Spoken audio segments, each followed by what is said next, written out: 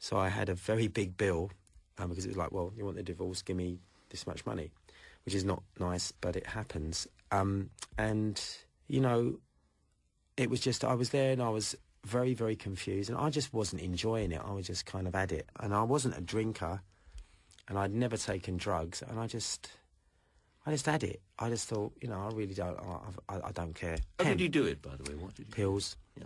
I took my mother-in-law's pills. I didn't know what they were. But it was a serious attempt. You really wanted to die. Yeah, I just... And how old were you then? I was about 21. Some years later, you ended up being sectioned and sent to a mental institution. Why was that? What had you done?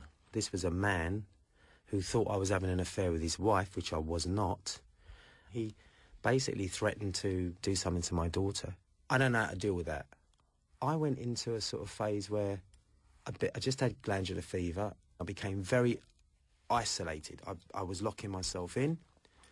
You know, I was very, very confused. The marriage, unfortunately, broke down as a result of it, although we stayed very good friends, because all that matters in that situation is your daughter. So it's quite an amicable thing, but it cost me a lot of money, as marriages do.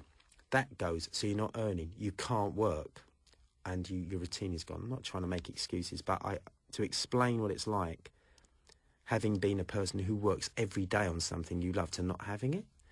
And this happens, and I was watching films, and I'd be watching Goodfellas, and the scene where he just goes across the road and, you know, it's the bloke. It got very primitive with me, and that was in my mind. I'd been watching Clockwork Orange, and these were all images, and I actually became, they call it hypomania, I actually got into a frame of mind. You're just out of control. It's like something that you should just leave alone, and you should not act upon. You do, in real life. And what did you do? I went to sort it out. I said, what's this all about? Your husband's doing this. And she said, oh, well, he's, you know, I said, well, where is he? I want to talk to him. It got into a blur. It was like a blur. And I thought, no, and I'm going to sort this bloke out. So did you find him? No, I didn't find him at all. I thought I'd found him, but I remember it being cold. It was Kentish Town. It was an awful place.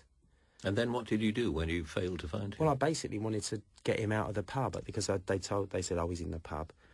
So you went to the pub? I went to the pub, and I tried to throw something through the window to get him out for some reason. And I remember the moment that I threw something through the window. What did you throw? I threw a car alternator through the window. A big chunk of machinery? A big chunk of machinery. And then it was a situation where there was a boxing academy next door, and it was full of, like, these young boxers, and they came out, and they were going to kill me. I mean, I was literally, you know, like this. And at the time in Camden Market, they used to sell firearms. They used to sell, like, you know, antique pistols and things.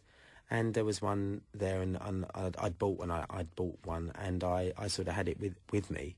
Was it a starter pistol? I mean, yeah, it was just a, I don't even remember it. It was something, I mean, I collect antiques. Right. And what did you do with it? Did you threaten anybody? No, well, these guys were going to kill me. I mean, these guys were going to So you took it out of your bag? So I basically took a sort of stance, you know, I sort of pretended that I was in a film. You held it out to them, you pointed it out. I just, yeah, obviously, right. You know, and they just ran off and left me out. But they were going to... And then the police came? No, then I just thought, what's going on here? And I was terrified. It was freezing cold, walking around for hours and hours. And then I kind of was going to just go home. And then the special unit police I got in a cab, and they surrounded it. I was grabbed, stuck on the floor, foot in the net. I mean, there's really, you know, they were really screaming, and it's an awful situation, because I was a man I'd never broken the law ever. But they thought you had a gun, so it's understandable. They asked me, they said, where's the gun? I said, it's in the car. So, but it was literally, to experience getting arrested like that, because I'd never broken the law, and then suddenly my life changed. So, and you're at court number 1 of the Old Bailey? Yeah, court number 1 of the Old Bailey. I decided to go on my own. I didn't take a posse. I didn't have the money to hire a good lawyer, and you're in trouble. And it lasted for like 6 months, and it was court number 1, and it was like a Paris fashion show. I'd walk down, so there were like a wall of people, and I'd sat in my flat waiting to go to court, and they said, you're looking at 7 years. I had no experience with the police at all. I pleaded guilty. And you were taken off to... And I was put in the nut house, and it is a nut house. It is worse than Bedlam. A lot of people will be listening to this, will be offended atrocious. by that word. Yeah, it's bedlam, yeah. I mean, really, the only thing they don't do is pay money to go and see the people suffering. No, I mean, people will be offended to hear you say the nut house. Yeah, it's a nut house, so why not? So here you are in this mental institution, bedlam as you describe it. Bedlam, yeah. How did you cope with that? Well, it's this situation. Well, number one, the only thing they're concerned with, two things: polishing the floors and making sure you take your medication. They're filthy places. I mean, you know, there are people that work very hard in there, but it's basically geared. You have people walking around. I lost the use of my legs at one point. I had a Zimmer frame. How long have you been there? Too long, I think over a period of 6 months, and it was, you can't get out. I remember it being summer, and I remember it being really hot, really baking hot, and not one window was open. And there was one room that it was always locked, and there's no, you know, you're just fed and given medication, and there's no magazines. And there was one room locked, and I went in there one day, and it was a beautiful art room. Loads of pencils and papers and lovely. But, you know, you had to make an appointment to get in there. And you have people in there very, very, very seriously ill. There's like a padded cell. Someone will come in like screaming and shouting, thrown in there for like 2 days till they calm down. And you're there and there are old people there, a lot of old people. You know the film One Flew Over the Cuckoo's Nest? It's like that. It's like that, but this is real, and there isn't a cute nurse there.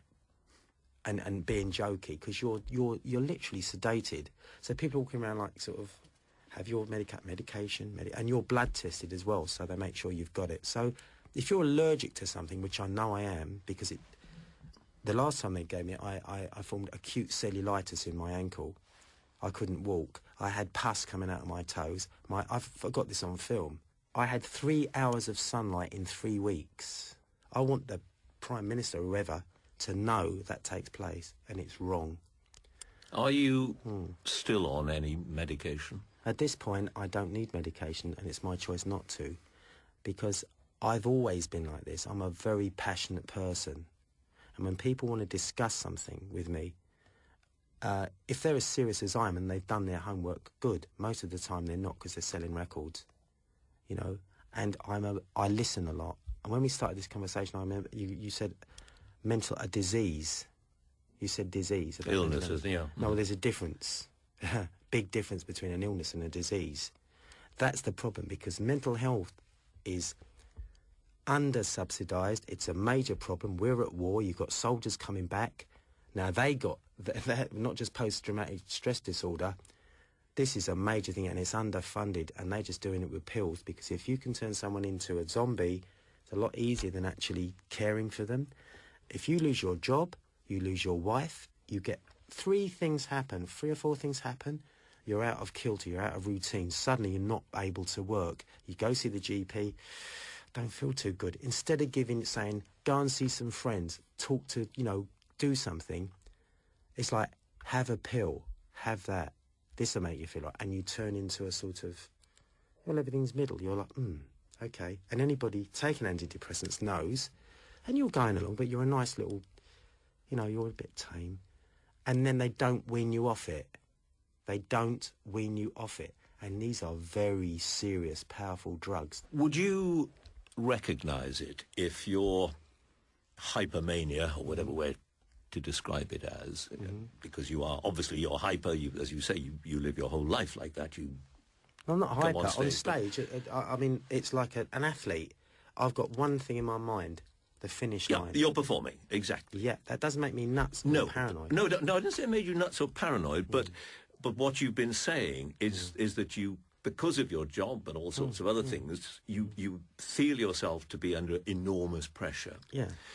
Would you recognise the point at which that pressure, your whole lifestyle, turned the corner into something that was not just the kind of thing you can cope with, but turns into something else that we would recognise as a mental illness? Would you recognise the point at which that transition happened? And if there's any danger that you might not, shouldn't you be, I don't know, still taking the pills? Certainly, I agree with that. But I don't let that happen, because I've learned to say no, and I don't do anything that I don't want to do anymore, because I don't have deadlines. I don't have to deliver an album, 4 singles, 4 videos, do a tour, go where I'm told anymore. I do what I want to do, and I finance it with my own money because I wrote the songs and I get the publishing money. You've got a very good point there. I didn't take holidays at all. I didn't take breaks. Now I do. I pace myself. And if I have a problem, if something really affects me, instead of harbouring it, not letting it out, I'll go out in the park and, so go for a walk. I get up in the morning, I go for a walk, and I like quiet time. I go for a walk and I'll go out in the cold. I'll take the dogs out.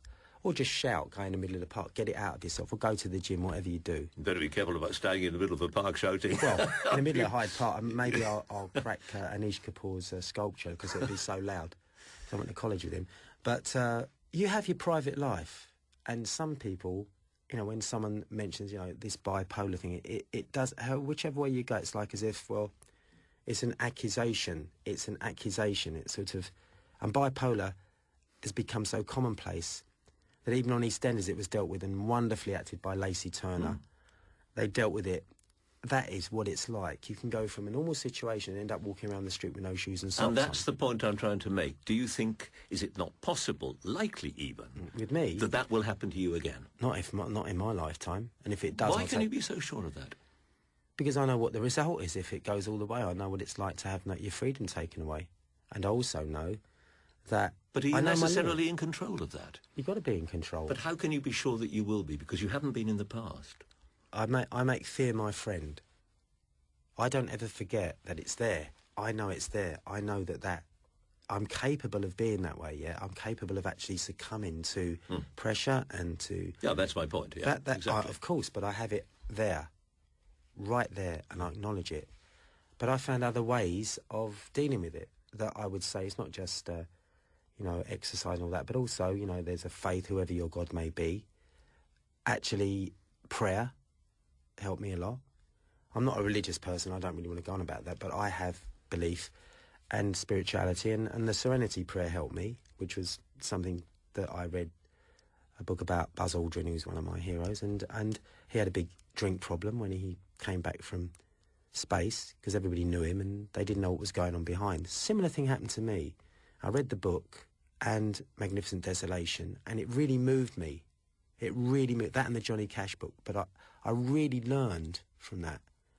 And I thought, if I've been through the wars, you look at Johnny Cash or Buzz Aldrin, and through that experience, it really lifted me up.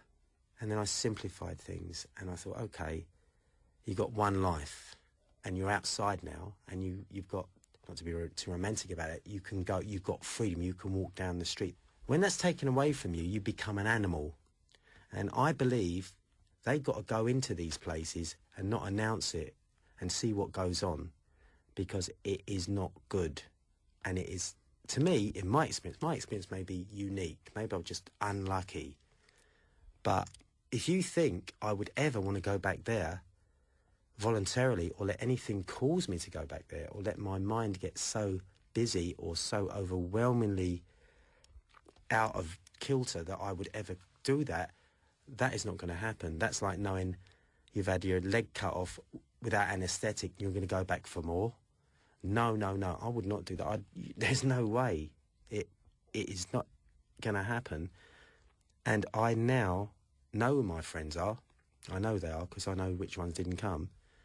And I don't expect kindness from strangers.